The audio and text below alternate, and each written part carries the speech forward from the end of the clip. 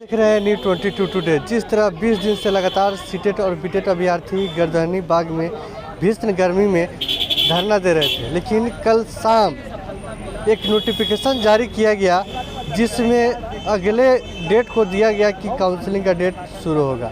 चलिए आइए इस मसले पर बात करते हैं। मेरे साथ हैं मिकुपाल जी जो सीटेट अभ्यर्थी है।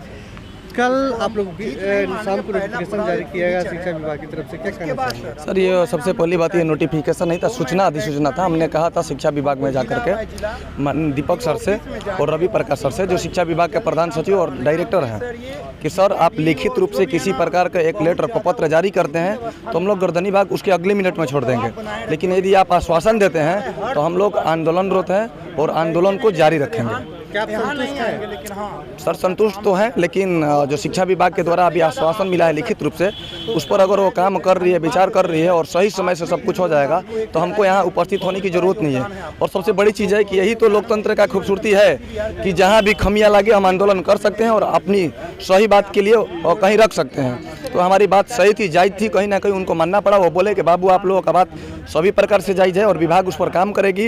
यकीन मानो, मेरा नाम दीपक कुमार सिंह है और मैं जो बोलता हूँ उसी के लिए जाना जाता हूँ। आपका और जुलाई के लास्ट में नोटिफिकेशन जारी कर दिया जाएगा, इसके लिए आप आश्वस्त रहें। लेकिन एक नोटिफिकेशन जारी करवाने के लिए 20 दिन तक लंबे इंतजार करना पड़ा, सभी हथकंडे अपनाने पड़े, यहाँ तक कि पैदल मार्च, नंग धरना प्रदर्शन भी हुआ, भिक्षाटन भी किए, क्या क्या नहीं किए, क्या बोलना चाहिए? सर देखिए, सबसे पहले तो हम लोग सड़क पर किए, उसके बाद में शांत रह करके मतलब धरना प्रदर्शन भी किए और धनग्न प्रदर्शन भी किए, सर का मुंडन भी कराए, हवन आभूति भी कराएं।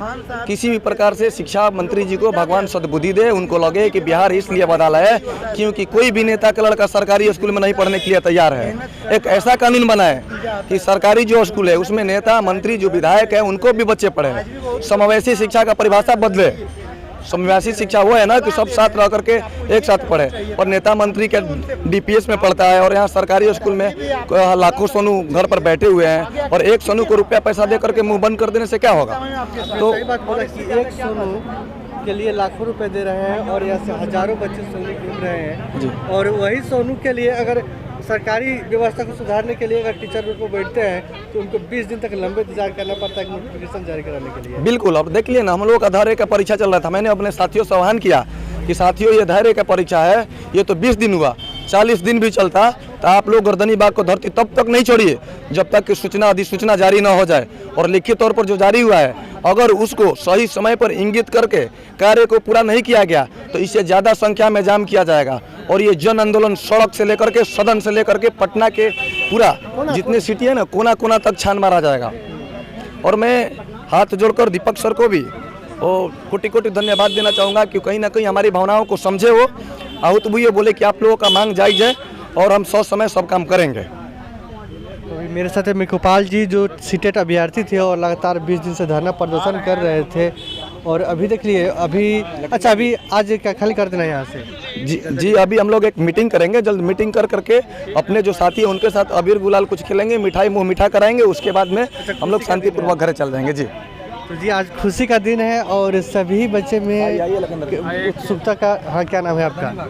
एगो फोटो रखा। मेरा आनंद गौतम नाम है। सीटेट अभ्यर्थी जी। क्या कहना चाहेंगे? 20 दिन के लंबे इंतजार के बाद एक नोटिफिकेशन जारी कर दिया गया है। नोटिफिकेशन जारी नहीं हुआ है, अच्छा, वो रिक्तियाँ मांगा गया है। हम लोग जो लगातार यहाँ 20 दिन 22 दिन से जमे रहे इतना टेम्परेचर, हाई टेम्परेचर में, तो एक तरफ से कहिए तो आम भाषा में लॉलीपॉप दिया गया है ना।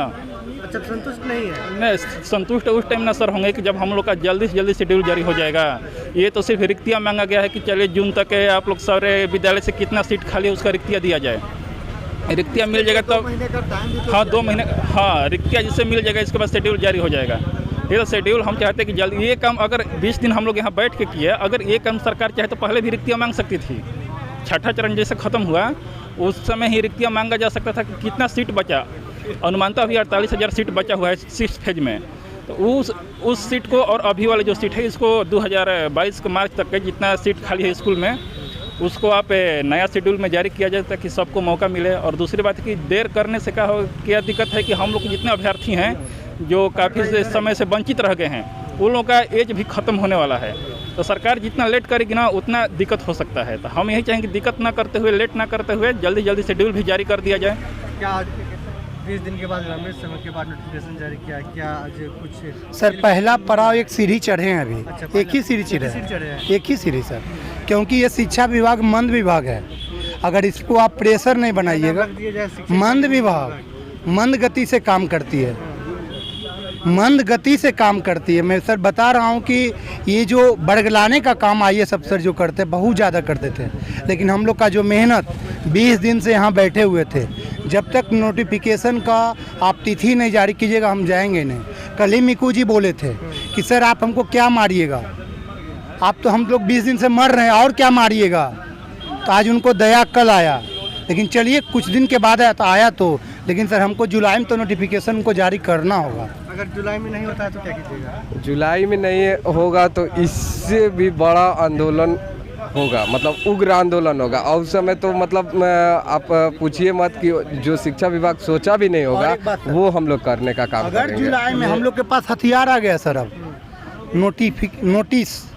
नोटिस जो होता है ना, एक ओरली लैंग्वेज होता है, वो नहीं सुने, क्योंकि ओरली हम 50 बार शिक्षा मंत्री का विधानसभा में सुने हैं। अरे छठा चरण होगा तब ना तुरंत कर देंगे। मुझे नहीं लगता है कि ऐसा होगा, क्योंकि कहीं ना कहीं वो भी हमारे अभिभावक हैं, उनको भी ऐसा लग रहा होगा। मैंने अपने सारी बातों का जिक्र किया और हर एक बिंदु हर एक पहलुओं पर बात किया।